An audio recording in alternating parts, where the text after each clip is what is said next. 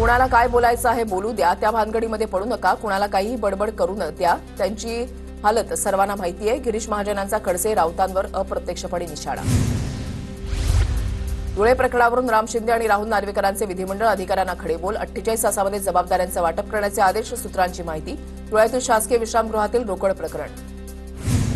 छत्रपती शिवरायांची राजसदर शासनामार्फतच बांधली जाईल आणि त्यासाठी सरकार पूर्णपणे कटिबद्ध. भरत गोगावले यांची प्रतिक्रिया. तर संभाजीराजेंनी राजसदरेच्या पुनर्बांधणीची मागणी केली होती. अजित पवारांनी राजकीय विकृतीवर बोलणं हास्यास्पद गोष्ट. धरणवीरांनी विवेक आणि विकृती शिकवू नये. लक्ष्मण हाकेंची पुन्हा अजित पवारांवर टीका. अमोल मिटकरी अजित पवार यांचा पाळीव प्राणी. मी तुझ्या गावामध्ये येतो, तुझ्यात दम असेल तर मला हात लावून दाखव. लक्ष्मण हाकेंचं मिटकरींना आव्हान.